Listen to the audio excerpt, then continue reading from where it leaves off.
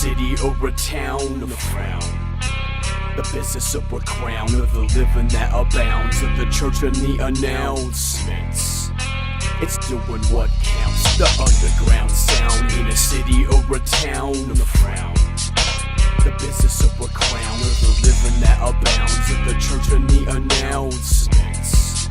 It's doing what counts. The underground sound is the voice within, to give ear to the spirit and to flee from sin, to live for Jesus in the praise of him, by not selling out for the praise of men, to do whatever it takes, no matter what the cost, to keep pushing up the weight, carrying the cross, straight bench pressing sin, defend the word that lacks, and your best mention him, or then you're gon' die. Cause the underground sound ain't a city or a town, the business of a crown, of the living that abounds, of the church and the announcements. It's doing what counts, the underground sound in a city or a town, the frown. All right, live and alive on the underground sound. We got Brian Dobson here, the owner of Metroflex Gym. I was telling Pete recently, Brian, definitely the video that I've watched more than anything ever was the Ronnie Coleman's Unbelievable video. You know, I've seen that probably like 600 million times. That used to be like my inspiration. And me and my buddy, we would always laugh about it, because we'd be like, man, this dude, Brian Dobson, is like probably bigger than anybody you'll ever see. But then next to Ronnie, he looks so small. Yeah, definitely. That's for sure. Did you teach Ronnie pretty much, everything he knows about bodybuilding, and set him out on his his routine and stuff like that? Well, with Ronnie, at the beginning, I mean, he knew how to lift weights. He'd been a high-level football player, middle linebacker for Grambling University. So, he had a very good, knowledge of weightlifting. He'd done powerlifting in high school. Hadn't really tapped his potential in powerlifting, but he had done it. And then when he came here, of course, I immediately recognized that this guy could go all the way. I mean, it was, he had 21-inch arms without training arms. It was incredible. And basically at the beginning, I taught him everything. Taught him how to eat, how to pose, how to train like a bodybuilder. But we still did a lot of powerlifting as well. But later on, I mean, Ronnie is his own man. He grew into his own type of training. He became, he kind of had his own system towards the end there. Basically, he would do everything twice a week. He had a lot of other people grow into the group as well as he became more popular. The workouts, for me, I like to train at a very fast pace, so I didn't really like that type of training. But, I would still spot him on the heavy stuff and try to get him fired up, of course. He would do, he would do like an all dumbbell workout for chest. Then he would do an all barbell workout for chest. He would do a heavy leg day that involved, back squat would be the mainstay. The next one would be front squat or something along those lines. Or you may do hack squat and then you would do leg press. But there was a method to it. And really the thing that set Ronnie apart on these workouts for me, I mean, he would also send in the back. Deadlift and rowing motions would be one. The next one would be more cable movements and pull downs. And he got so big he couldn't really do pull-ups that good. We always did tons of pull-ups in the beginning, but when you're weighing 330 pounds, that got a little rough, doing pull downs. But he would do, the thing, like I said, that made him special was the amount of weight that he could do for high reps was insane. I mean, never seen anybody do the stuff he did, on a consistent basis, day in, day out, all the time. Towards the end of his career, pretty much he trained by himself. We just spotted him, and of course, you damn sure get inspired just being in that same area with him. A lot of us, we all trained around the same time. Branch would be here, myself. we had a whole group of great bodybuilders, just not that level. All of us look small next to Ronnie. You know, when Yeah. Ronnie walked in, we're all just like, okay, here we go. And of course he was very, very intense in his training. I mean, he would do. I mean, there's no telling what he really could have done. I mean, I think sometimes like I remember one time I was spotting him on his legs, and he did 520 perfect reps in the squat. I mean, just perfect, beautiful. I mean, below parallel. I mean, about like I probably would have done, shit, I don't know, 225 back at that time or something. I mean, perfect, easy reps. And of course, I'm like, come on, get some more. He's like, no, that's good enough. Of course, I'm looking down at basically his legs were the size of a quarter horse. And you're like, okay, whatever you say. I mean, obviously it's working. And but the thing that I think that really was impressive back in the day for me, some of the stuff we used to do that was crazy was, I mean, we would do like lunges in the parking lot. Like the parking lot lunge, no one ever did lunges back then. I mean, no one. I mean, it wasn't even a guy's exercise. It was a female exercise. And I'm not really sure how I decided to do it, but this is before I even knew Ronnie. But we were going to go bear hunting. First time bear hunting. Texas, we don't have bears, but New Mexico does. So we were going to go bear hunting. And we were going to go up into the mountains. My plan is to kill a bear and then carry it out, And I'm like, man, I'm going to get my cardio better. I'm going to have to get stronger. And somehow I came up with walking lunges was going to do that. And I remember the first time, walked out there, had a wheel, 135, threw it on my back, lunged all the way to Cooper Street and back, which is probably about a 200-yard round trip. I did that like 3 times. And, I was, I was not a beginning bodybuilder at that time. I'd already squatted 705 in competition and done many, many high rep, heavyweight workouts. But I've never been that sore, ever. I mean, the next day, it was like incredible. I mean, my quads, my hamstring, my butt, everything. I'm like, whoa, I think we stumbled onto something here, And then, of course, we continued to do it. At one point, I mean, Ronnie could do 365 in the walking lunge. I mean, it was, well, we didn't go that far. We probably went maybe 70 yards total. But still, I mean, and I remember I did it. I did it that same day. And I swear, I thought, I said, man, I've escaped all these years without a hernia. I finally got one, man. And I didn't, thank God. But I mean, after that, we never went that heavy ever again. But most of the time, he did those with maybe like 185. But I mean, I'm talking, 200 yards, man. And I mean, and when he would do those, that was towards the end. That was after he'd done a bunch of other stuff. And of course, his legs were extremely huge. I mean, who knows how big they really were, man. I mean, I don't know. But we used to have this old trash can in the office, and then we'd get out of that sun, come inside, and I'd be looking at his legs. I'd look at that trash can, and it's a pretty good sized trash can. And I swear they were the same size. And he would, I mean, you could visibly see those legs grow when he did those lunges. I mean, that seemed to affect his legs, to me, even more than the other stuff. Of course, maybe to him it was something else. I don't know. But to me, that was like a visible change in the, in the pump, just like, I mean, everybody has the exercise for their arms, where they do it. And all of a sudden, oh, yeah, here we go. I'm a man again. Boom, I'm back up to 19 or whatever, But like with him, to me, that really made a difference. And I know how hard those were. So that was almost more impressive to me than some of the other feats of strength, And, we used to have people come here every year. We had the Ronnie Coleman weekend. And when we had that, I would always train on legs. And I mean, I'm talking from the whole world, London, Ireland, Germany, Japan, and all across the U.S.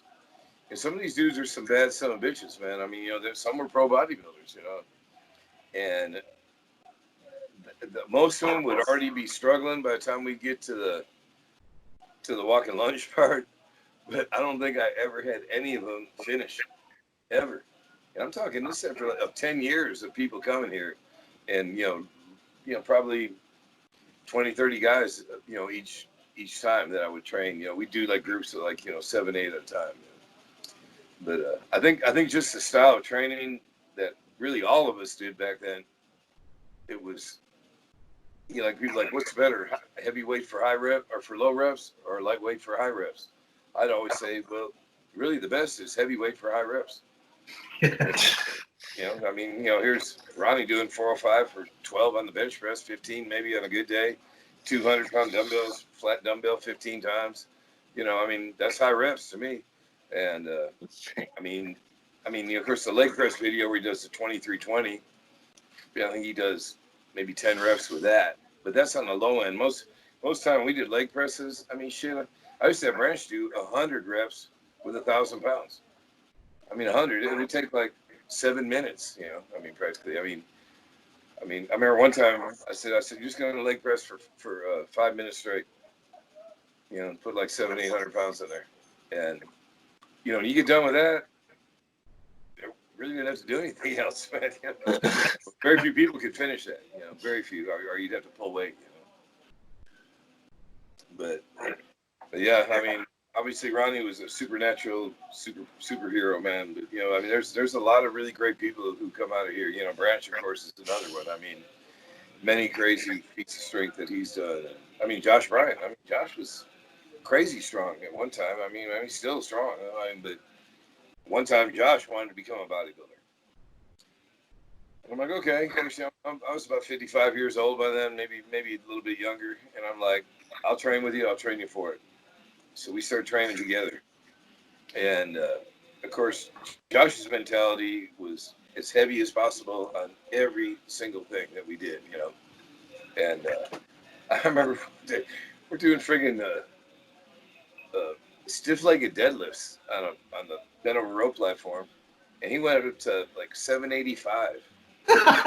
Did like 7 reps or something like that. I'm like, God dang it, man! I said, really? You know, so you know, of course, you know, I'm not gonna be a pussy, so I think I did 600. I did like 8, and I mean, I thought I was gonna have to go to the hospital the next day. I was so sore, man.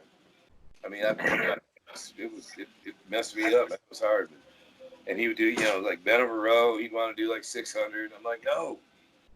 You know, you got to control that weight as well. Like with him, of course, his chest was insane. He could bench. He did like a raw 630 at the beginning of our training. 630. I mean, with a pause. And then, of course, I said, well, you know, for bodybuilding, we got to do reps. And I remember one time he did, I don't remember the exact number, but I think it was 225. I think he did it like 80 times or something like that. It was nuts. I mean, I did like 35. I felt like a stud, man. You know, because I'm like, hell, Dallas Cowboys at the combine, the top guy got like, you know, 30 or something, and he weighed like 300 pounds. I'm weighing 220, feeling pretty good about myself. Then Josh gets on there. You know, about 4 minutes later, I'm like, man, fuck you, dude. But yeah, he was a freak too, man. I mean, still is. I mean, he's got that explosiveness that is hard to find. You know, I mean, so every once in a while you get people like that, man. We got a new kid here now, man. This kid's gonna be something special. Weighs 178, benched 455 for a double today, raw, and drug free. Dang. I mean, squatted God dang, what did he do? I can't even remember. Like a mid-6 with knee sleeves the other day. But I mean, well below parallel. Pulled a 700 deadlift. He weighs 178 pounds. I'm just like, Does he compete? what's that? Does he compete in powerlifting? Yeah, I'm gonna try and get him into that IPF Worlds, man. Okay. That's the goal. He's got to do that. He's got to do a meet in November. I think it's in California to qualify. But I mean, he's legit, man. I mean, just to see somebody. I mean, he's got a great physique, but he's 178 pounds. I mean, he's, you know. What's his name? David Carlisle. Or Johnny Carlisle. Johnny Carlisle. We call him Johnny Danger. He just showed up here about a month and a half ago, man. I mean, I take no credit for him. I mean, he's a smart cat. He knows this game. He knows powerlifting, for sure, man. But I'm real excited about having him here. It's very inspirational to see a kid that size lifting that kind of weight. I mean, and I'm talking day in and day out. I mean, he did this meet where he did the 700s deadlift, the 6-something squat, and whatever he benched. Wow. And I mean, he's back in here Monday, killing it. I'm just like, you know, you probably take a couple of days off after a contest. I don't like taking time off. I'm like, okay. You know, everybody has their own methods. You know, I mean, as you all know, I mean, in this game, everyone. I mean, if there was an exact science hell, we'd all be doing it, I guess, I mean, you look at the way Dorian Yates trained, you look at the way Lee Haney trained, you look at the way Ronnie trained, look at the way Branch trained, look at the way Arnold trained. All of them are different, a lot of people criticize a lot of the people from here, especially Branch and Johnny Jackson, for doing kind of shorter range motion, maybe. They call it cheating, explosive, very, very explosive on everything. I mean, everything. I mean, everything they do is, it's explosive, and, but, I remember when MD did a deal on the best chess ever, the top three were Ronnie, Branch, and Johnny, and they all kind of trained that same way. So I guess it worked, man. I mean, I don't know, man.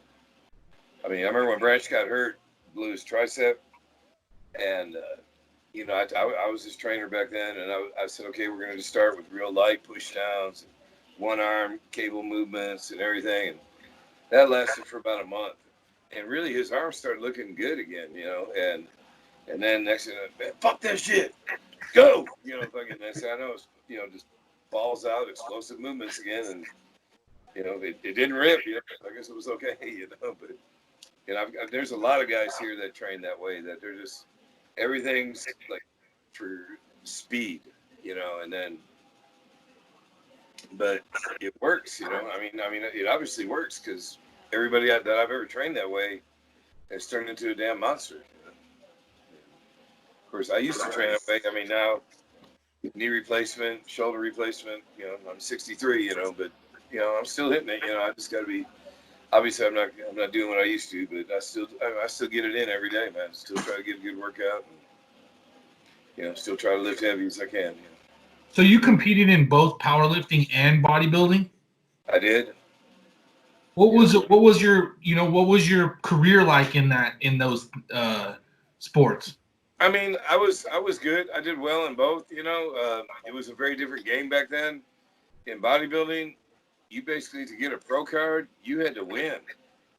You didn't make top 5 in the junior nationals to get a pro card like these guys nowadays. I mean, basically you had, in the beginning, 2 pros a year.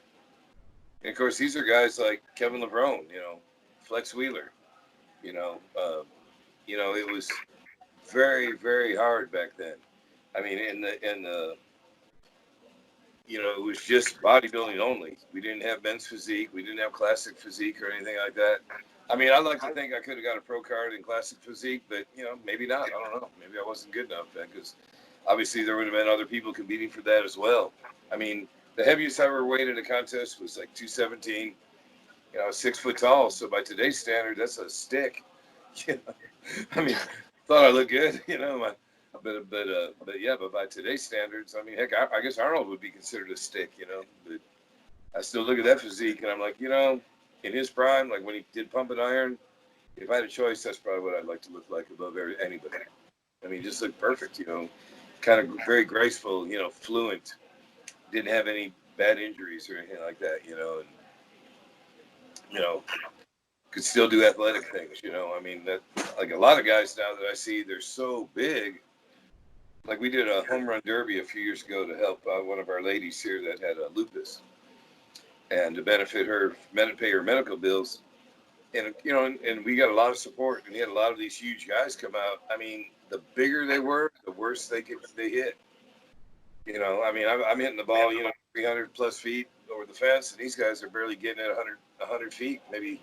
I mean, I think one guy, and he used to be a pro football player, so he was a good athlete. He hit 1 home run, but outside of that, man, I mean, it was like the bigger guys literally got out hit by the girls. But, it's just different. I mean, like throwing and all that. I mean, athletic movements and heavy weightlifting over a period of time, you got to keep doing your athletic movements. That's for sure. If you don't, it's going to be a hard battle to fight. To be able to throw again, or even to punch or to kick, that's also going to be a battle, in my opinion. I mean, so it is different now. I mean, you have so many great athletes in so many different sports. I mean, MMA and CrossFit and powerlifting and Olympic lifting and all that, man. It's all It's all. Sorry about that. It's all. There's just such a bigger gene pool now, man. I mean, now you see guys. I don't know, man. Just actors, amazing, So of course, they've been trained and all that, but back in when I started, it was bodybuilding was a very cult-like fraternity, I mean, my first show it was a light bulb hanging off of a basketball net with about 30 people in the audience. Yeah. It's like, but we were very passionate about it, man. I mean, that was 1975. But yeah, but my career, I guess, going back, I mean, it was good. I just had a lot of being here in Texas. I had a lot of influence from some very great powerlifters. I always remember I was probably 19 years old, and there was a gym that was. It was back then. It was ladies on Monday, Wednesday, Friday, men Tuesday, Thursday, Saturday. But they had one little section of this gym just off by itself that had a bunch of heavy ass weights in there. And there were some world-class powerlifters in there. I mean, guys that were, lifting, squatting over 800 back in 1970 something, deadlifting close to that amount, 500 raw benches. And of course, these guys were monsters, and I had a nice bodybuilder's physique, but this gym was really more for powerlifting. And I remember one time I was in the shower afterwards, and this dude's over there, and I'm looking at his back, and it was just freaking huge and dense, and his erectors are sticking out like loaves of bread, and I'm like, God dang it. And he turns around, what are you looking at, man? You a fag? I'm like, no, I'm just you're pretty awesome, man. I'd love to get my back like that. Quit doing those effing chin-ups and why don't you start doing some deadlifts? I'm like, okay, and then the next workout he showed me how to deadlift, and I remember I did like 405 for 8, and I'm telling you, it's kind of the same deal, man. I was like crippled, man. After that, I'm like, okay, I'm gonna start deadlifting.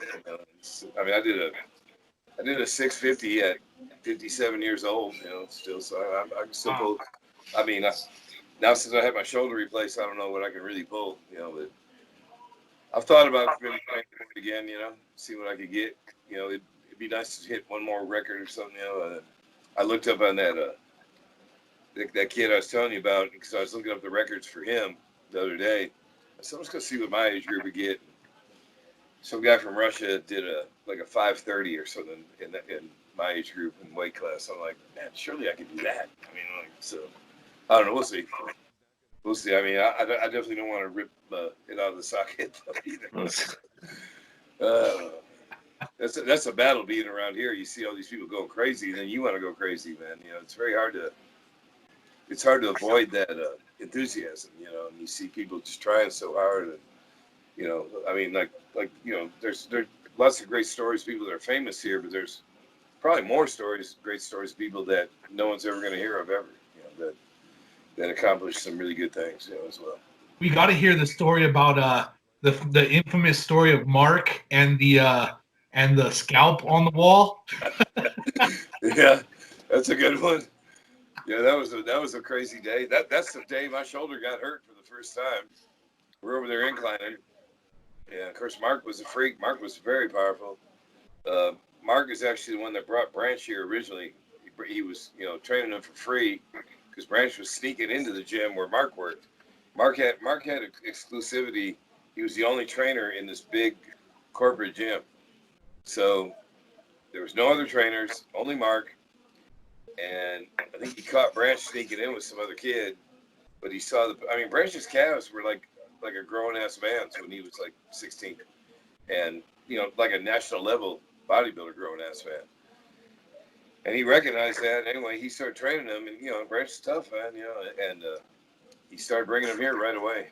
But anyway, that particular day, this guy was a LeBaire dancer, male dancer, and Mark had a lot of girlfriends. But if you were one of his girlfriends, he expected complete loyalty, like till death, almost. Like once you were in his harem, it was like a lifelong commitment. And this particular girl, I think she was even married, man. I don't even remember, but she was a nut job, man. And I remember her coming up to me one day and like, just want to tell you, I like the way you look a lot better than Mark. 'Cause, your physique is pretty. I'm like, man, get the hell away from me, man. It's kind of, hell no, and then but she would go up to that club, and I don't know how much she knew about it all, but when she came in with him that day, this guy was here, one of the dancer guys, and it was, it wasn't early in the day, but like 11 o'clock. Usually those guys didn't come in here until about 2 or 3 in the afternoon. And I remember telling him, I said, hey, man, that's great, man. Coming in early, man. You're getting serious. It's great, man. Good job. And then she said hello to him. Well, I don't know what her relationship was with those guys, but pretty sure this guy was just an innocent victim. But I just seen him getting madder and madder, and every set we kept adding weight. We were on the incline. And this is, back when Ronnie could probably incline, I don't know, 365, something like that. And it was about, it was, probably 5-6 reps. Anyway, so I was doing it that same day. I remember Ronnie was lifting it off for me, and all of a sudden Mark snapped. I see him running across the gym, and then Ronnie's like, "Oh shit!" And I was on about my 4th rep. All of a sudden I'm like, "Whoa, damn it, man!" I had to throw the weight off me. I get up, and then Mark's over there basically stomping this guy's head into the ground, and then grabbing him by the hair and like basically did a deadlift while he stood on the guy and pulled his hair out, man. I mean, like scalped him. I mean, it came out, probably about a silver dollar diameter size chunk. And then throws it up in the air. And by then, we were able to pull him off of him. But the damage had been done. The poor guy had a glass eye on top of that, too. And when he hit him, that eye came rolling out, too, man. So it was Oh, my God. a pretty bad day for that cat. I never saw him again, I remember he's like, what should I do? I said, man, I'd call the cops and I'd start carrying a gun everywhere. Man, I mean, I don't know. But he didn't. That was one thing about Mark. He did a lot of crazy stuff, but he never ever got caught, man. Never got in trouble. I'm sure he did, but not the whole time I knew him. Just for saying hi. Just for saying hi, that guy got. Yeah. Sad for him, poor guy. Yeah. But Mark was he was a strong son of a buck, man. I mean, that day he inclined 585. Oh my God. It's all raging out. Lord. Yeah, 585, 6 wheels. What the hell? That's insane. Yeah, he was strong. Strong day. He was like an 800 deadlifter too, man. Wow. So Yeah, he was fun to train with. how would you incorporate bodybuilding into like a powerlifter's routine? Like if a powerlifter wants to put some mass on and stuff like that? Well, I mean, I think you still work on your basic movements, and then like a lot of guys think, well, this is my hypertrophy phase or something like that, and then they just train like that. I kind of like the West Side Barbell way. A lot of times, there are old videos. I see those guys training, very heavy, and then they would do like a lot of high rep sets, for a pump at the end of the workout. And I mean that's kind of like stuff I did a lot with Josh as well. I mean, some people respond and grow well from heavy weights, and some don't. I mean, my best squat in a contest was 705, and then I thought my legs were going to get huge from that. But when I dieted down after that, they didn't. I hadn't really gained anything. I always had to do high reps on legs for me to make them grow. Yeah. How did Josh do with the? Because I think I've seen the pictures where Josh looked pretty good, but how did he respond to bodybuilding? Who's that? Josh Bryant. Oh no, he great. Yeah, no, he was awesome. I mean, he could have won, without a doubt. I think the dieting and all that started getting to him. He got very, very cranky towards the closer we got. His ego didn't take it well. When he could only do like 10 reps of 500 in the bent over row or something. And he didn't like that. And him and Branch kind of had like a falling out because I'd gotten him a job at Branch's place training people, and then Josh was a pretty rough character back then, man. And that place was more intimate, training of very wealthy housewives and things like that. I think maybe it wasn't a good fit for him. And so he stopped working there. But then when Brad should be in here working and I'd be over there training with Josh, he'd want to one up him on everything, which, weight wise, I'm sure he could, and anyway, I remember one day we were in there and the biggest problem he had was like the detail of his back. I mean, his back was huge, but when you do a rear deltoid bicep, there wasn't any detail. It was just friggin', just massive. And I said, man, we got to start squeezing those reps, man. You got to hold it and stop worrying about all that weight so much. I mean, let's lighten up the weight, blah, blah, blah. And I forget, man. I mean, it wasn't like lightweight. It was like 365 or something like that, and I was trying to get him to do it that way. And I remember he got mad and he threw the bar down. Well, we're on a bent over rope platform. So there goes a $300 bar, just got ruined. And just, of course, I'm sure I called him something, who knows what, Next thing I know, I'm shoving him, he's shoving me. And I'm like, okay, if this goes down any much further, if I can't knock this kid out in 2 seconds, I'm dead, And then he's like, look at me, F bodybuilding, I'm done with this shit. I'm like, thank you. I'm glad. I think that's the best decision you've ever made. And so he didn't kill me, and then he went back to eating and started feeling good again, and went on to lift lots of crazy heavy weights, but he never did bodybuilding after that, man.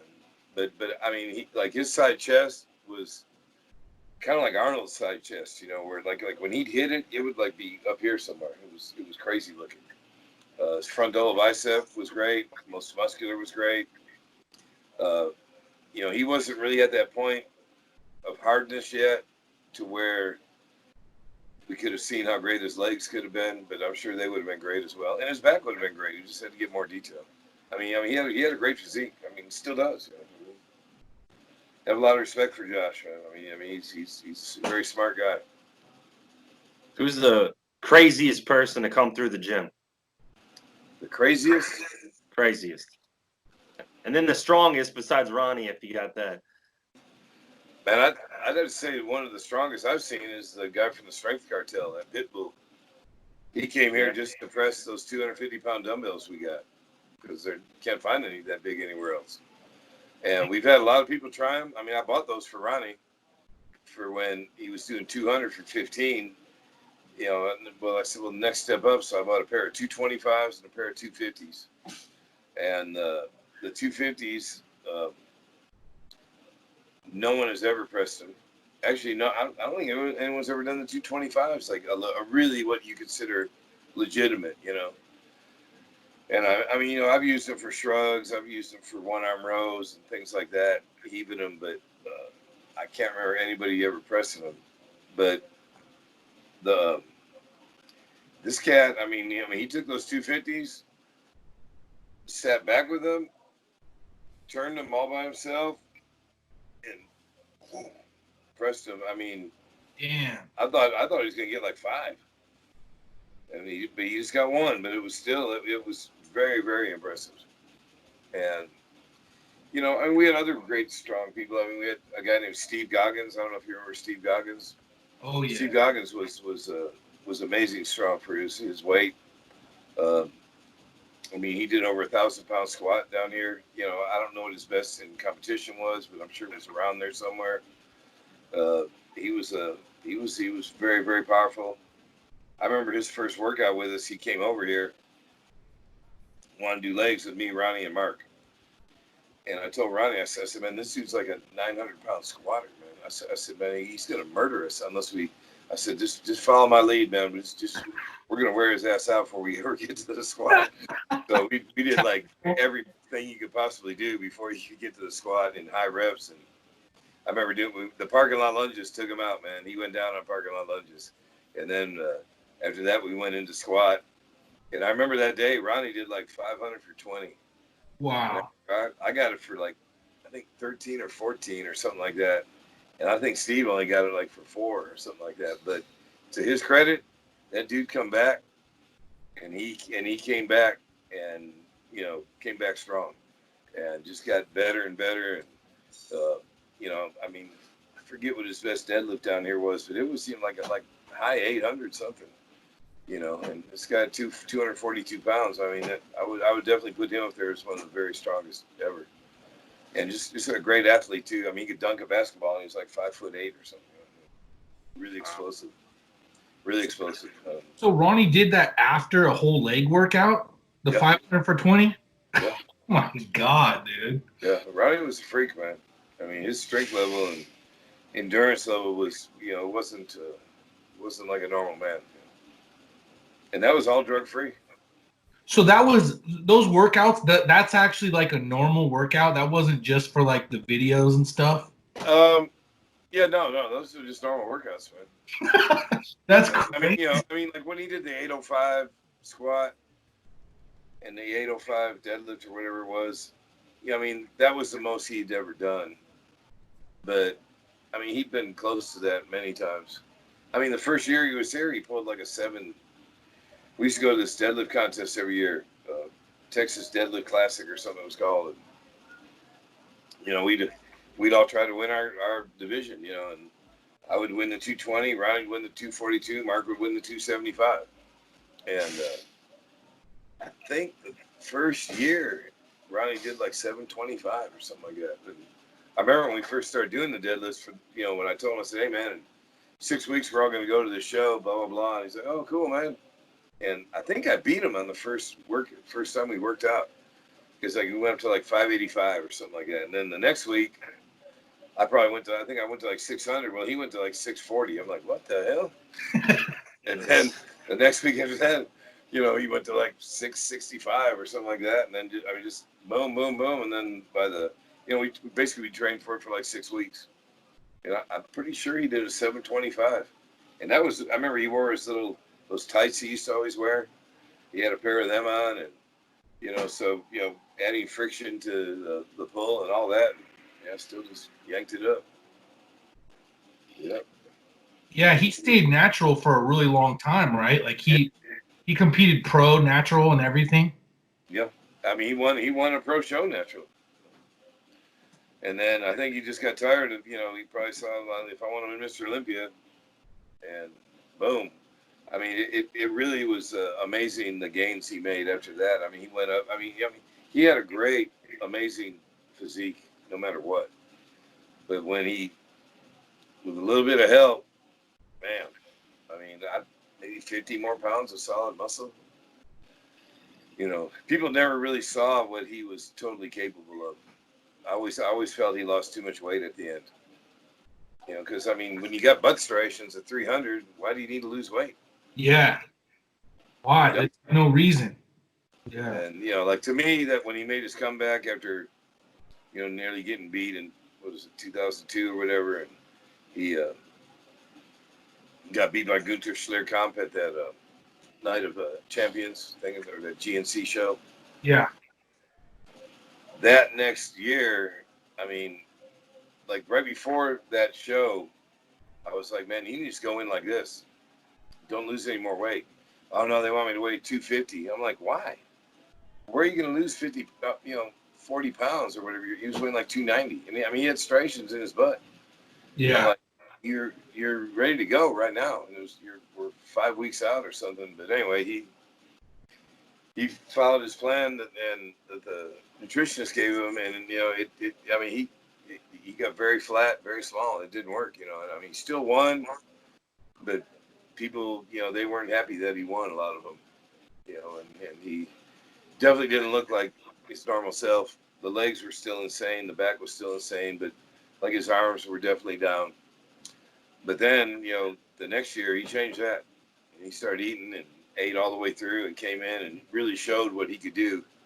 And of course, that was the year Jay came back, and basically, that was when the internet got big, and it was kind of like everybody really kind of had it was going to be Jay or Gunter and Ronnie going to be third or fourth or something like that. but obviously that didn't happen. You know, they basically brought him out. He did one pose. So like, okay, thank you. It's over. Yeah, it was over. That was 2003, right? Yeah, I remember that. That was like. To me, that was his best. To him, the best. A lot of times I've heard him tell people that it was when he won the Arnold. And he didn't wave it like 230 for that or something. Yeah, I heard Dave Palumbo. I know you just did a podcast with him, but he said he was at a what do you call it, an expo or something with Ronnie, and he said he didn't know who Ronnie was. He's like, I didn't know who this guy was, and they had a competition there, and it was like who could do, who could bench 225 the most, and who could curl 135 the most. And he said he had no clue who Ronnie was, and Ronnie benched 225 for like 96 reps. He said. I don't doubt it. I don't doubt it. Did. And he curled 135 for like 80 something. He said, and he was like, "Who the hell is this guy? Like, nobody even knows who this guy is, and he could do the most, just freaking insanely strong." And it's crazy to hear from you and stuff that he was natural too when he was doing stuff like that. Like, that's you. I remember. We used to do heavy curls, man. Like 225 for like, I'd get like 8, and he'd get like 15. Wow. Mark could do that too, though. Mark was really strong. Yep. Yeah, Ronnie didn't. In his videos, he looked like he didn't really try with his arms. He just kind of pumped them up and. Yeah, towards the end, I think he didn't really feel he needed to get them any bigger. They were like 24 inches or something. I remember one day he came walking in, and I was just looking at, it was hot, and of course, he's already the most vascular person on the planet. And as soon as that sun hits him, every vein in his arms are just boom, blowing out, and he came walking in the office. I said, "Man, let me see how big your arms are, man." And he's like, throws it up, and I'm like, 24 and a half without a pump. Just walking in. Oh. And I did it right. I didn't like slide it or cross over to one side. Just right around. And when we were cleaning during our forced shutdown from the damn virus, we were looking through a bunch of old pictures, and because we've got so many old pictures up here, it's ridiculous, man. And I found some old black and white ones of Ronnie, and I got a tape measure around his arm, and he's holding it up, and it's like 21 and a half. And that was like his first 6 months here. So. Wow. Yeah. Blessed with arms for sure. Really blessed. I remember the unbelievable video in that one. You don't hear people talk about it really, but he did 315 on the military press seated, like for 12, like easy. It was like looked like nothing, and then he did what? He did like 12 plates on the T-bar rows, something like that. Like I think that one holds 11. Oh, 11? You put like the thin plates on it. It's basically our T-bar row is just basically an Olympic bar stuck in a corner, and I think maybe I added it up. I think it was like 495 pounds, but it's out here in front of you, Yeah. So, horrible angle for pulling. And I remember him doing that every time he do it. His biceps would be like, whoop, whoop. And I'd always just like be praying, like, Lord, please don't let his bicep rip. Please don't let his bicep rip. Because, it would move so much, you'd be like, golly, man. But yeah, he can manhandle some weight. I seen him do 600 bent over row, like 12 perfect reps. I'm talking like bent way over, like bent over, like further than, I don't know what degree that would be, 90 degrees, but he's like bent over more and just perfect reps. That's crazy. Yeah, he said he would squat 600 for like 12 to 15, like all the time. Yeah. Yeah, right. Crazy how strong, man. And of course he's got a lot of injuries now and all that, but in reality, yes, I'm sure heavy training contributed to all that, but I think maybe these doctors have messed him up even more, maybe. I forget how many, I think he's had 13 surgeries now. Yeah. But, who knows? I mean, I just pray that he'll be able to walk again normal one day, I mean, because I know it kills him. I mean, to be the greatest ever. But the thing with him, he pretty much stays in it. I mean, his mood is like, it's generally always good. I mean, you don't hear him whining and complaining. He just does it. I mean, he'll like say, yeah, I just wish I'd have done a couple more reps with that 805. Yeah, he always kind of seemed a little bit indifferent to his fame and stuff to me. Like he seemed like he didn't really care about like what everybody was like, oh man, you're like this crazy dude. He seemed like he just liked working out and didn't care that much about being famous or whatever. I think he cares about it. I mean, he definitely has a huge fan base. I mean, I went to Olympia with him this year, and he has a book. It's called Yeah Buddy, My Incredible Story. And it's on Amazon. So buy the book. It's an awesome book. It has lots of pictures that have never been seen before of Ronnie. Basically his story in his words. I mean, there's a lot of stuff in there I didn't know about him. And wow. He, basically at the Olympia, I was helping him sell books. Well, when he was there, because he also had to go rep his supplement company, the Ronnie Coleman Signature Series. So when he would leave, it would turn into a ghost town. And of course, some people recognized me, and then we'd sell a few books. But when Ronnie was there, we would have a line, man, like 100 yards long. And, he's still, I mean, the workout videos that he did are still, super cool, man. People love him, man. Like a lot of guys, top guys, I've tried to watch some of their workout videos, and I mean, it's boring. A lot of them, they don't want to lift heavy. I mean, it's definitely a different style of training now. Yeah. I mean, some people brag about never lifting heavy, but they still look amazing. So I don't know, man. Maybe, obviously it worked for them. This style of training, it's not for everybody. I mean, it definitely, took a toll on my body. I mean, but, Yeah, I personally, I can't stand when people compare Phil Heath to Ronnie personally, because I'm like, dude, just watch their workout videos. Like, Phil Heath just looks like a freaking, I don't know, like he's like doesn't even compare to Ronnie Coleman, like it's like it's pathetic. It's like, and it's so uninspiring. It's not inspiring to watch Phil Heath work out. I tried to watch one of his videos one time and I fell smooth asleep. Yeah. I mean, like, seeing his condition on stage at the Olympia, I mean, he looks amazing. I mean, I take nothing from the guy. I mean, he's a monster.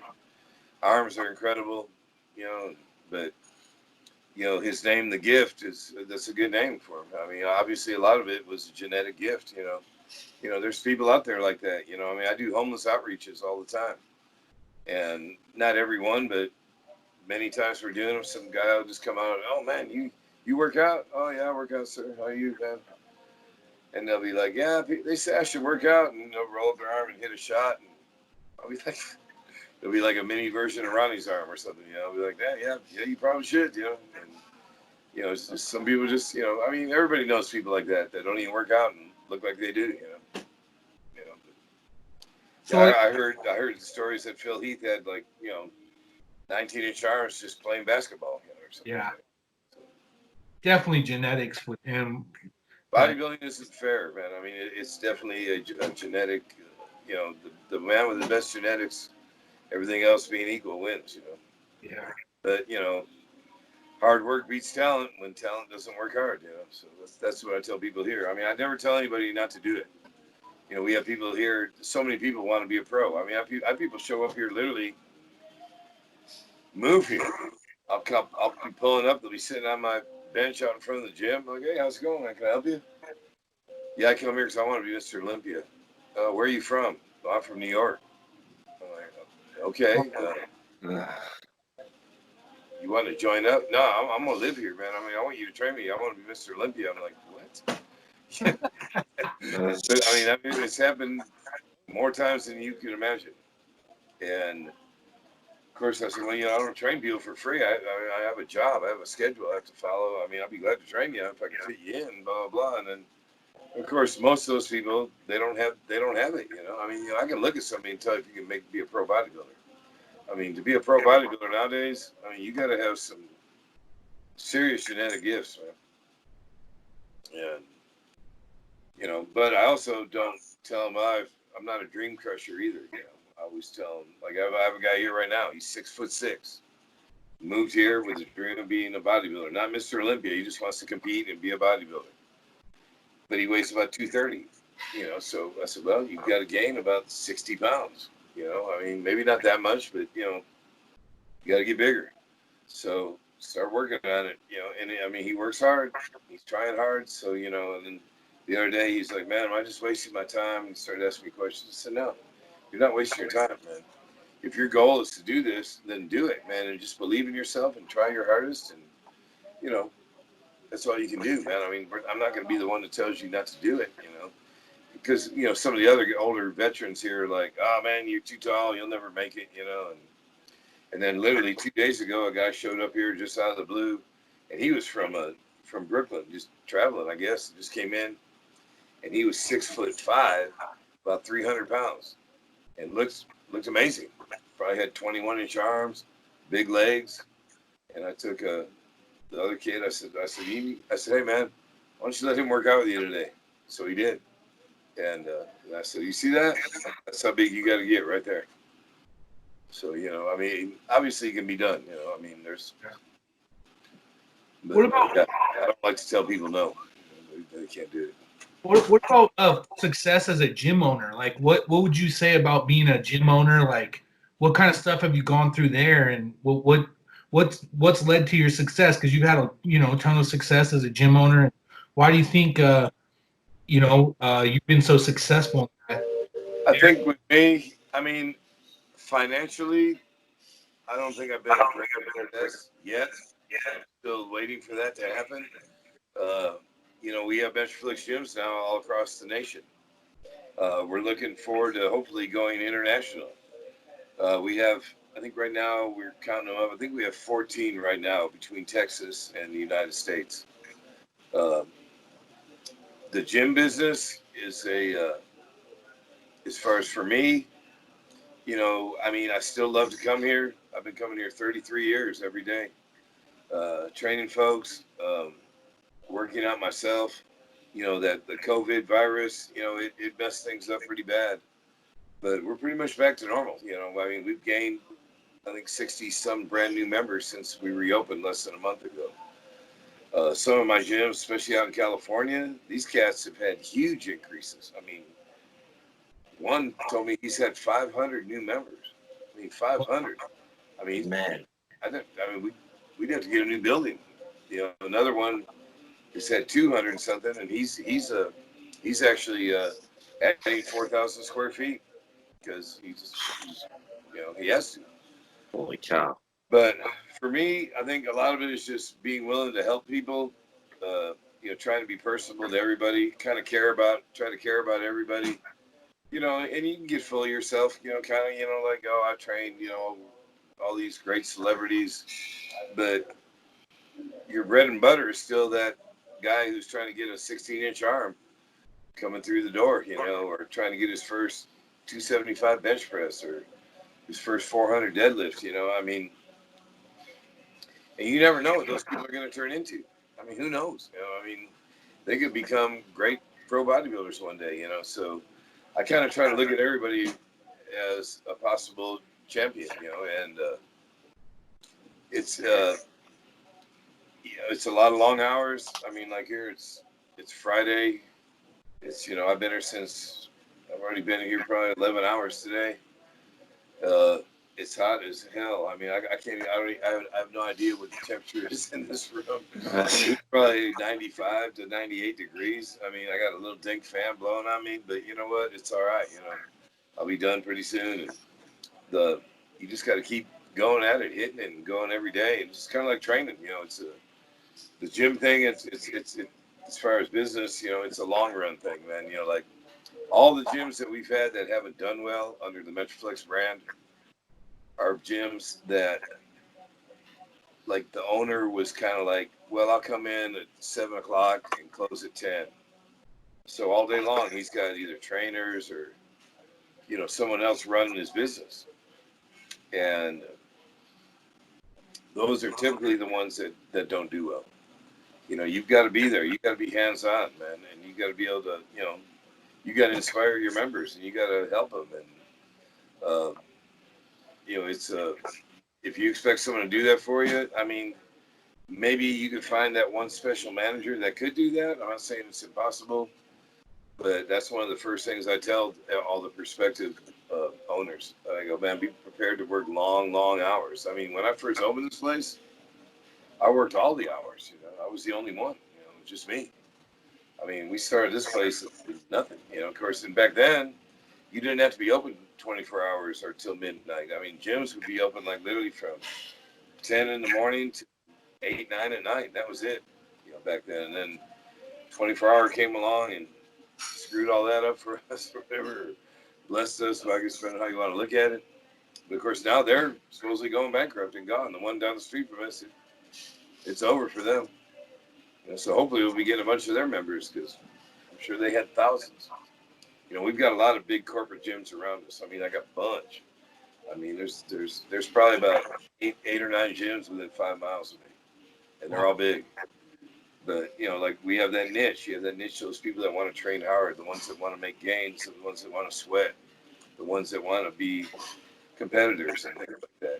I mean, not just in bodybuilding. I mean, football players, baseball players, all that stuff. I mean, I started playing baseball 5 years ago again after 40 some years and not playing at all.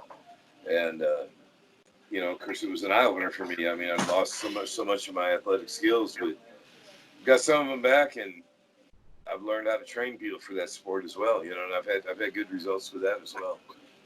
Because really, to me, like things like baseball, still just about explosive power.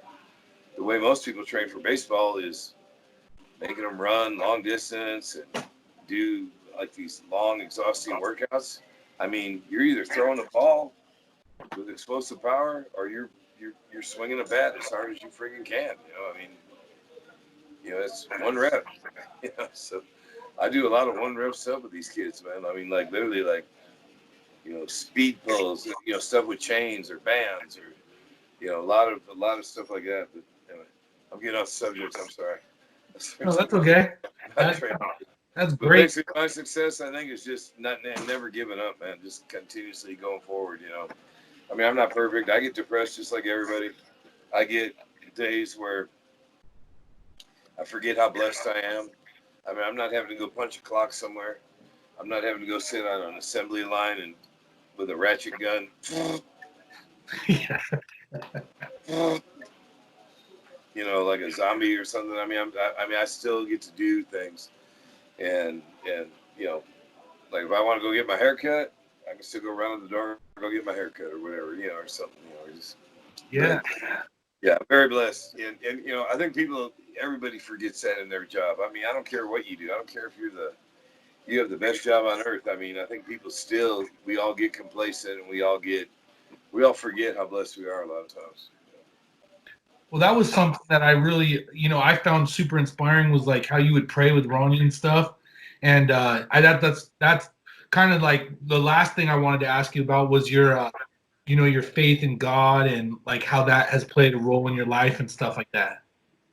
I think for me, I mean, I've always had faith. For a long time, I got away from it. Just like everybody, I'm sure has times in their lives. When I really got strong with my faith again, started using the benefits of this business to tithe and do things with my church. I mean, I had a very small church. It was just like this gym. It really reminded me of this gym. It's called Open Door Church in Burleson, Texas now. But when I first started going there, we were in Joshua, Texas, which is a tiny town. We basically did nothing but outreaches. I mean, we literally had people coming into our service wearing overalls and no shirt and barefoot. I mean, I'm talking hillbilly heaven out there. And, it was, I'm like, man, how we, and the church was still making a huge difference worldwide, blessing people. Like everything they made went to doing what the church should do.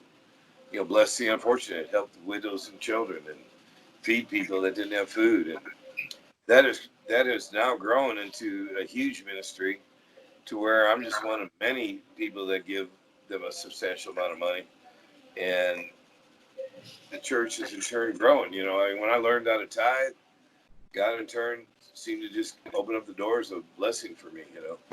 And we, putting, like, I've got some scriptures on the wall in here. I've got a picture of Jesus with a cross on his back. I've got him, looks like about like Ronnie. I mean, I got him very muscular.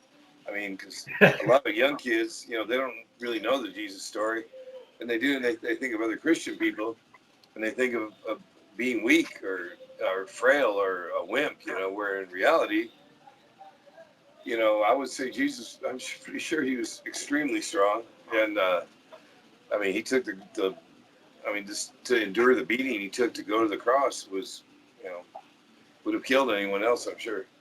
And even in the heroes of the Old Testament, like King David, these guys were supernatural warriors, man. Even just think as a young boy to go up against a 9'4" giant, Goliath, that's like the minimum they think he was, with a sling and a stone. That took some serious nuts, man. Of course, he said, he believed because he knew he had God on his side, But also, just all their stories of battles were just incredible, man. So, I think that's one thing too. I try to encourage people that, if you're a Christian, that don't mean you have to be weak. You can be very tough, very strong, and probably the strongest people are Christian. In fact, when you really dig deep into their roots. So, yeah, for me, it's really a no-brainer. It's just, I wish I could go to church tonight, but I wouldn't mind having church every night, man. Because I'm a screw up just like everybody, man. I'm just a man. But I've been very blessed, no doubt about it. Did that seem like a kind of divine intervention with like Ronnie coming to your gym? Because Ronnie's like, he's pretty into God too, right? Yeah. Yes. I think, just all of them really. Ronnie, Branch as well. I actually got baptized with Branch because Wow. He actually he would go to our church before he moved. Now he lives very far away, but he's a believer as well, and there's been a lot of God stories here, man. There's been people get saved right here in our parking lot. I don't sit there and try to cram the Bible down people's throats, but if they ask or they want me to pray for them, that's I'm ready. We had a chance to have a reality show here at one time, and they would always we had this big giant cross, and they're like, well, every time we're trying to film, this cross is in the background. I'm like, perfect. That's her like, well, no, we don't want it in the background. I'm like, well, why not? And then, we're a little concerned, about you, Brian. And I'm like, well, I'm just gonna tell you right now, man. You put me on a reality show where I get to speak out to 1 million people. I'm gonna glorify God in some way. Period. And that became an issue for them, And then they one time they emailed me like, well, what if a Muslim comes into your gym? I said, I got probably about 30 Muslim members. I treat them just like I treat everybody else. I don't treat them any different. They love me. I love them. They're great. Well, what if a Jew comes in there? I said, well, last time I checked, Jesus was Jewish, but that'd be wonderful. I got a girl down here. She's Jewish. She calls me her dad. She used to play with my other daughter, and I go, I don't have a prejudice against anyone. If you're a real Christian, you love everyone, black, white, Latino, whatever. It doesn't matter. You have to, really, you have to believe and you have to love everyone. That's what the Bible says.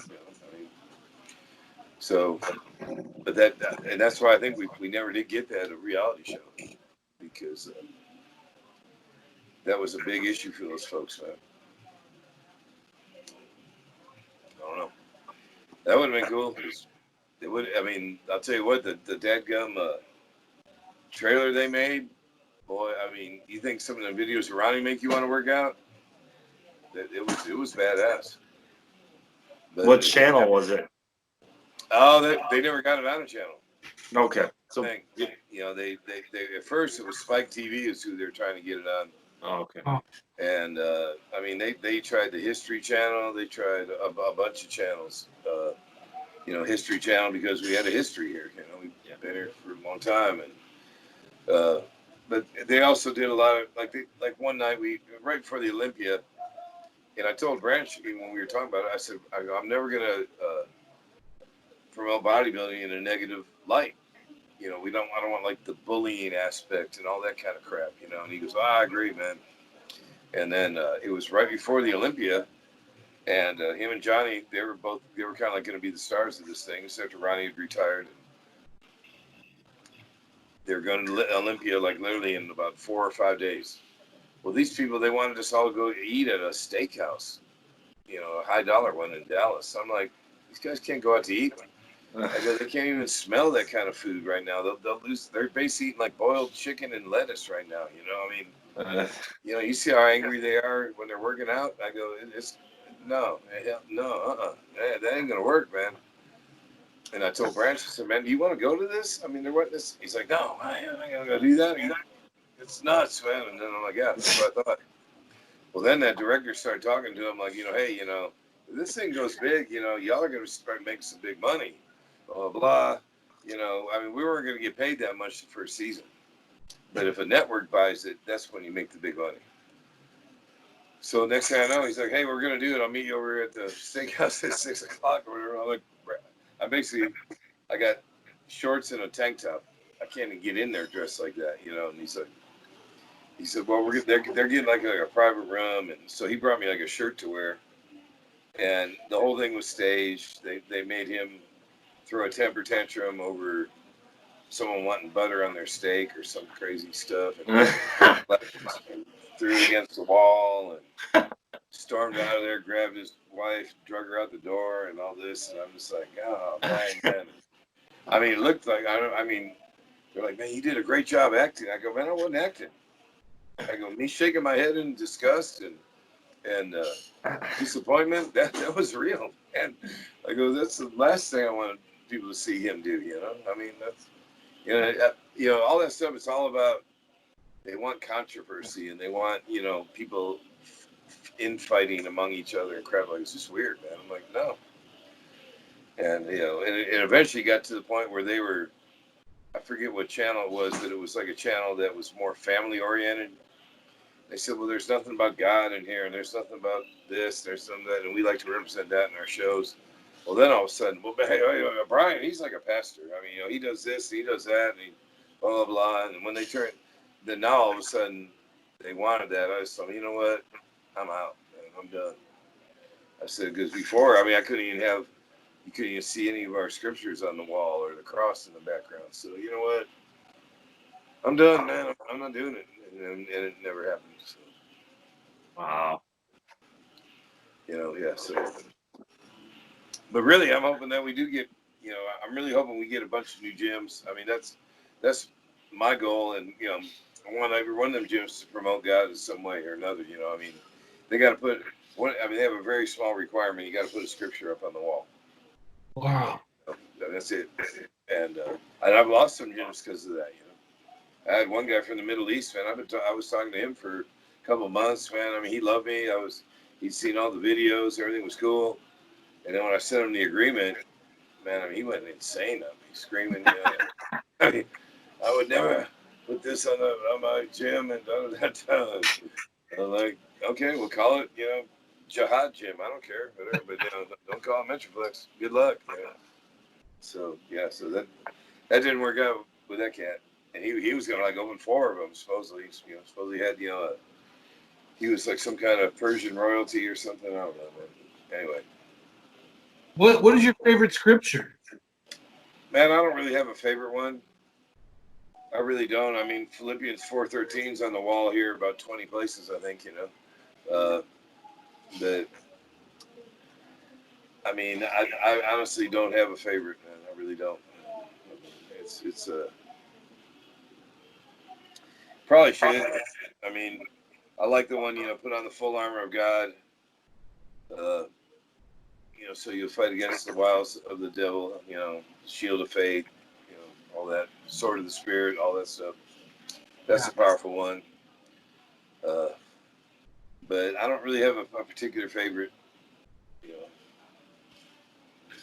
Okay, last I'll let you go because I know you got stuff to do. But where'd the name Metroflex come from? Where'd you come up Well, with? we're here in the DFW Metroplex, so basically, it's kind of an issue at times because Metroplex, people that don't know us, a lot of times will Metroplex gym, but I don't know. One day we're just kind of thinking, and it just popped up, man. I'm like, Metroflex, man. I mean, we're Metroflex, and that was at least 33 years ago. It might have been more. I mean, I was thinking about that the other day, man. I think we actually opened in '86. September of '86. I know we opened in September because I watched the video the other day, and I always thought it was '87, but I was doing a powerlifting meet in February of '87 on this video, and I'm like, man, I remember training for that. And I remember starting to train for that when we opened the gym. So I believe we actually opened in '86. So I guess that's 34 years coming up, man, which is hard to believe, man. Really hard to believe. But we're still here, man. I got a few more wrinkles and a lot more injuries and all that stuff, but we're still hitting it and still changing lives, hopefully in a positive way. And, I pray to God that we do get to spread the Metroflex way throughout the nation and really throughout the world eventually, because there's a niche for this type of gym pretty much in every town, I think. Any town of any kind of population, there's guys there like y'all that want to train hard, man, and want to have a place where they can use chalk, where they can hear some loud music, where they can drop a weight without the lunk alarm going off, where they can take their shirt off and hit some poses after they're done training. I mean, it's all part of it, And anyway, yeah, I'm hoping and believing that that's going to happen. I'm really hoping for a big increase in that, over the next year, especially if these big corporate gyms keep closing down, man. I mean, back when I started this, there was a lot of small gyms, and then they all got wiped out. And then CrossFit kind of brought that back some, with the smaller boxes, but yeah, I'm really praying that happens, and we have a huge increase in that as well. And and just I pray every one of them glorifies God like they're supposed to. And, we've had so many blessings, with so many people, and so many good stories of great champions rising up, man. And I mean, it would be wonderful to get another Ronnie to come through here. Will that happen? I don't know. I mean, obviously that's a 1 in a billion type man, but it doesn't mean it can't happen. It doesn't mean, I mean, Branch almost got the Olympia. He got second one time. Came pretty close. Won the Arnold twice. So. If I wanted to open a Metroflex, say, well, how would that work? I mean, what does someone have to do if they wanted to? Basically, all they got to do is email me, or you can go to our website, metroflexgym.com. There's a says licensing the hardcore dream or whatever. Contact us. Any of those kind of will come to me through an email.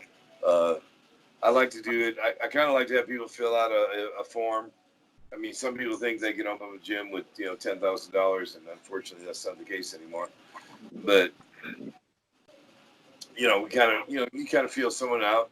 There's some people that are very serious, and there's others that they're just curious. But it doesn't matter. We respond to all of them, and from there we just start kind of moving forward in the process. Then we'll start talking to them on the phone and going forward from there, and it's just really, really, Really hope we get some more new ones, man. I mean, I've got a lot of inquiries, man. A lot of inquiries from California, man, here lately. I mean, it's been crazy. It seems like every inquiry I get from California somewhere here lately. You know what's funny We is already got 5 all in one area, kind of, and they're all fairly close to each other. It's like Long Beach, Oceanside, San Diego, Murrieta. They're all right there, and they're all good. They're all doing good, man. I mean, they're all awesome gyms, man. there's one like 15 minutes from my house and or my parents' house. Pastor Kevin opened that one in Jefferson, Wisconsin. Yeah, there you go. So I've been to that one. I know Pastor Kevin. He's a guy. He's got tattoos all over. He doesn't look anything like a pastor. But which is, that's what I love that. Yeah, Kevin actually came here years ago. I didn't charge him a penny for that gym because I said, as long as you promote the Lord, you do church services and he does charity work, I give that to you for nothing. And I did. And, and I mean, I believe he's done a good job, and, but that's a perfect example. I mean, you don't have to be a wimpy, white collar, silver spoon fed person to be a Christian, man. I'm here's a combat veteran, ex-Marine, all tatted up, and, and he is what he is, man. Yep. Is that where your dad goes, Pete? Oh, no, he doesn't lift heavy weights or anything, but it's kind of cool, though, because it's not like a huge metropolitan area. It's like a pretty small area, Jefferson, Wisconsin, but it's like, 15 minutes away from my parents' house. And the last time I was there was like a year and a half ago, because I don't make it home much, but I checked it out, so yeah, he's a good dude. Yep. I know, man. Well, we appreciate your time, man. I really, really enjoyed this podcast a lot. I appreciate you opening up and sharing all those stories.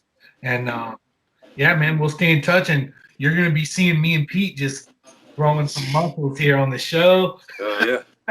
Just when we start putting some of this bodybuilding to work.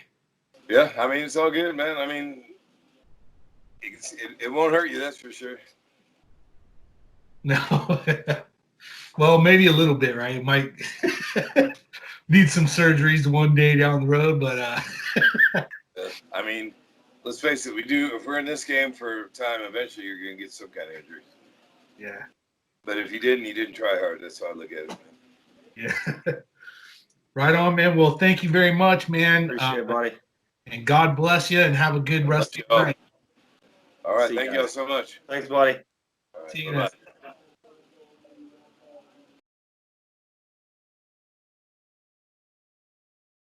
I really, it was a lust for women that really drove me into the world of bodybuilding and all that, because I found out that, the more I got built up and all that, the more it attracted girls. And I was kind of shy, when I was real young, but as I got older, of course, that all changed. I got into the world of nightclubs. A lot of people didn't have fun before they knew the Lord. I had tons of fun. I had more fun than the law allowed, basically, I had a lot of fun, but I didn't have true joy in my life, I wasn't one of the people that was miserable, but I think the Lord really, with me, he had to reach out and smack me down to get my attention, and really for me to get back into the church. I had a few times where I kind of came back for a while, but I pretty much stayed lost for a long time. I always had it in my heart, I was raised right, and I grew up in the right type of environment, and just being in the Pentecostal type environment, you see so many things, even when you're around the evil people, right from wrong, Basically, my whole thing was just girls, and that was it, And I didn't steal or do that kind of stuff, but I got involved with drugs and things like that, because that brought more girls, Girls did drugs, well, I do drugs too, And smoked marijuana for 37 years, every day, every single day.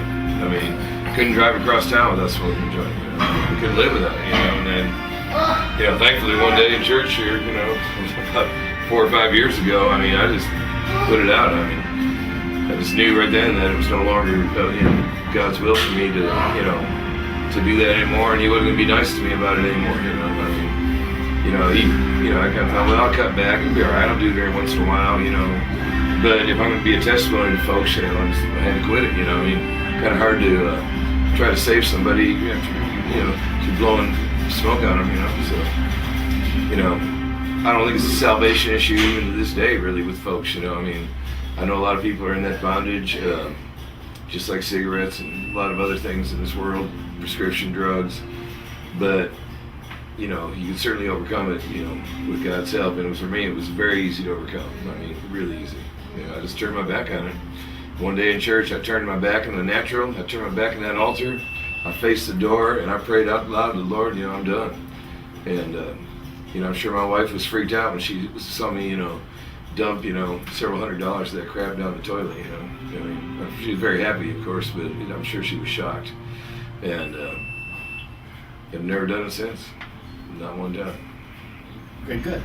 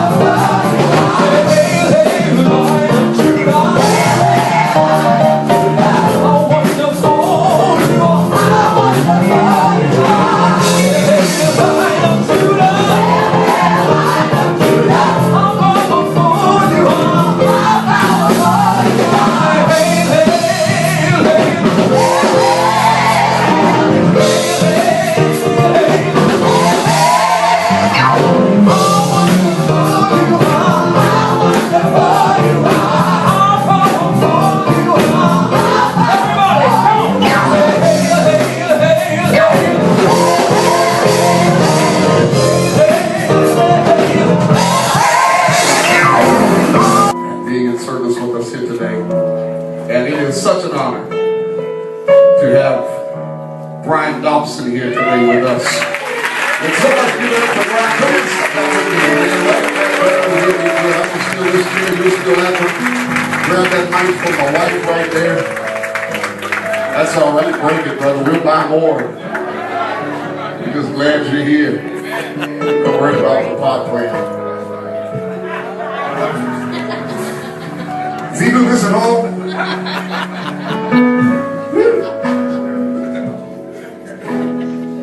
God does all things well. We moved here, got a little close to the church.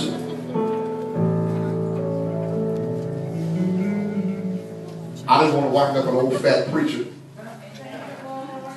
And I said I need to find a gym somewhere I can go work out a little bit and lose a few pounds. I could throw a rock and hit a Lifetime Fitness, which is a multi-million-dollar complex.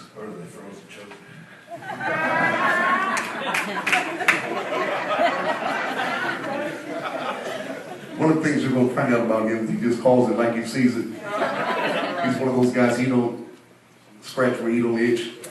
And he don't laugh if it ain't funny. And he don't say what he don't mean. I like people like that. Out of all these gyms around, I wound up in the hot house out of the Metroplex. Walked in the gym and just basically was talking about what the membership would be, and wanted to watch my finances. I thought, man, maybe this will work out for me. And he said, "What do you do?" And I thought, this is where this people runs me off right here.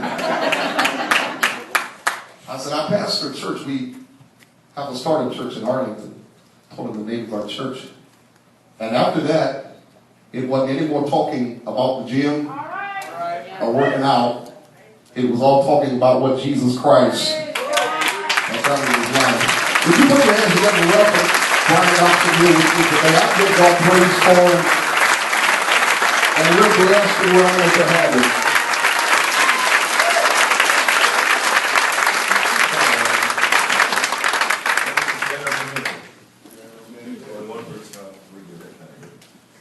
We know who he is. We talked a long time and talked about God and everything that God done in his life. And I told him, I said, I want you to come and I want you to be in service with us on a Sunday. And I want you to share your testimony of what God has done in your life. And a man who has had some incredible successes. And I want you to take just a moment, Brian. We're going to start on the stuff of what got you into the bodybuilding world, weightlifting. He's trained everything from power lifters to bodybuilders to pro football players. Well, talk just a little bit about what got you in that, how you got started. Before I say anything, I just want to pray that the Holy Spirit inhabits every person here today, Lord God. I just ask Heavenly Father, you just rule and reign over the atmosphere of this house right now, Lord God. If this word, my testimony goes out, that it reaches deep into the heart of people who need to hear it, Lord God. So that the blessings that I never knew I could have, Lord, that came from you, is available for every single person here. And Father God, I just pray that these people will hear it. Someone will come to know you today, Lord God, that didn't know you before. And Father, we just thank you in the mighty name of Jesus. Amen.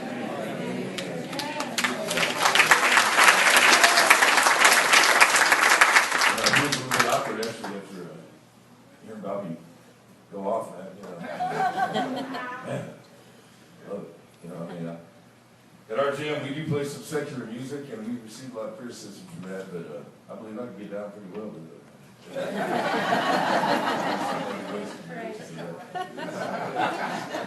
You make me a CD. Big iron, baby. Hey, wait! I look at these folks here, and I heard God tell me a word. The word was passion. All right. Ooh. Yeah. Y'all saw I got to forgive me. As soon as the Holy Spirit hit me, I start crying.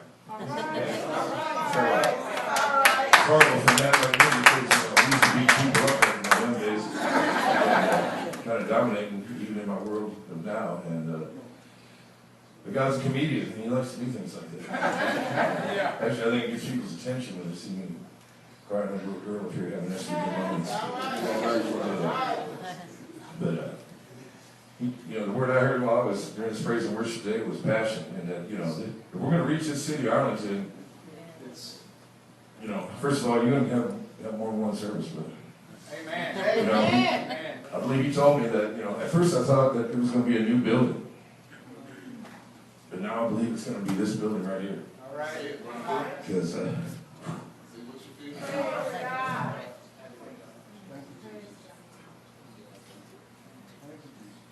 but you got 1% of the population of Arlington. It's going to be about 3,000 people in that church. It's 1%. I mean, you're fighting hell with a water pistol. But it don't matter because He's going to raise up an army.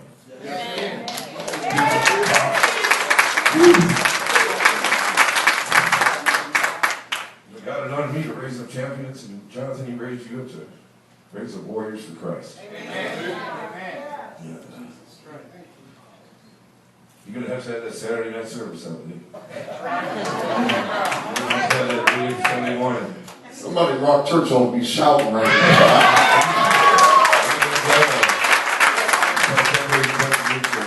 And who knows what's going to go on from there, man. I'm sorry you're going to work all day on Sunday, but the harvest is great. Yes. The workers are few. He's calling you to bring them in. Amen. Before you go, I have another word for you, brother. I know that when you worked as an evangelist in front of thousands of people every Sunday, getting paid the big paychecks and living high in the hog, I called you to come here to Arlington, Texas, in the hood. You started out with 5 people for service. And I know you told me that you felt like you were a wind-up toy for those people, those churches, and just got up there and put on a show. And but I'm going to tell you right now, man, you'll never know you're going to greet you in heaven and thank you. Thank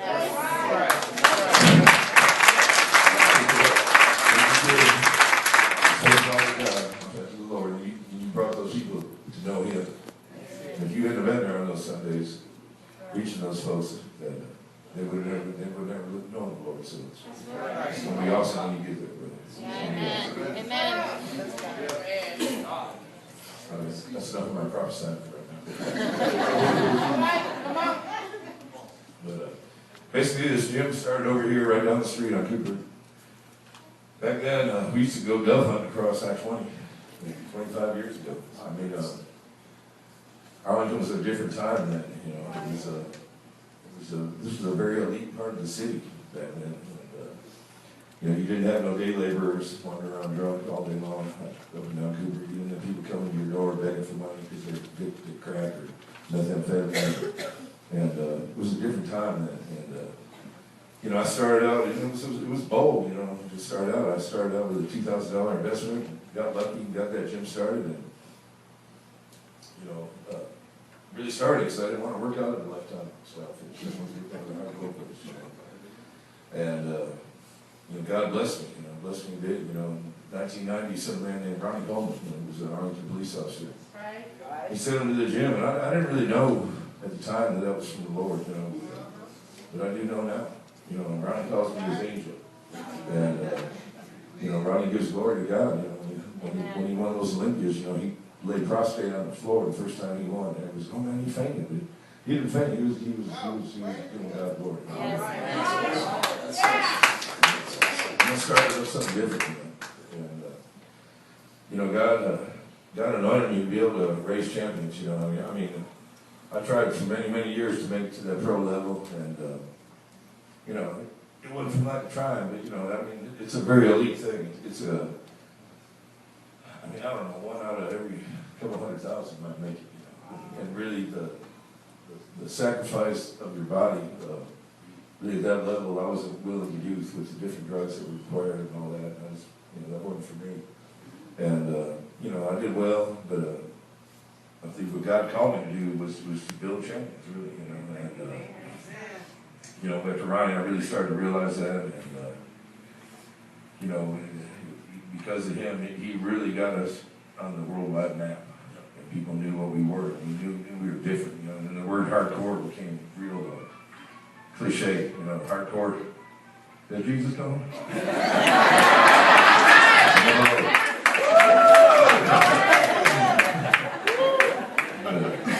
Tell him I'm doing good over here.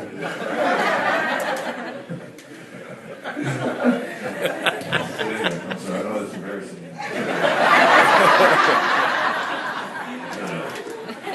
Anyway, well, you know, the gym, you know, really because Ronnie got a lot of notoriety, we started growing, and, you know, I really was very, very,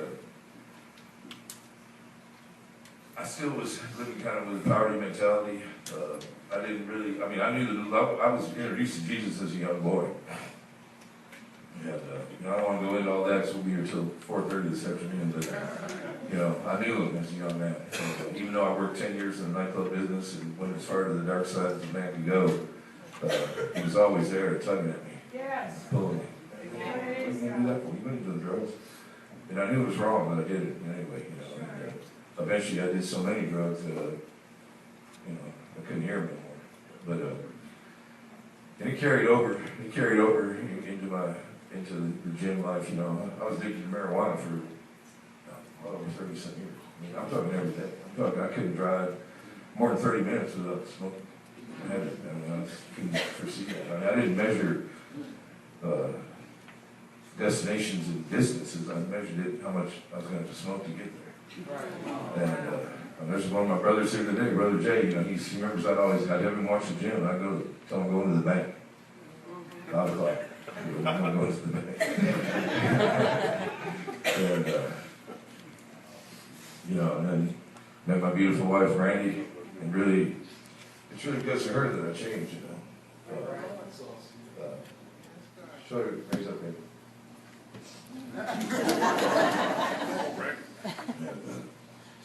You know, she worked in a nightclub too, so you know we had a common background. You know, but she wasn't like the people there. You know, she was different.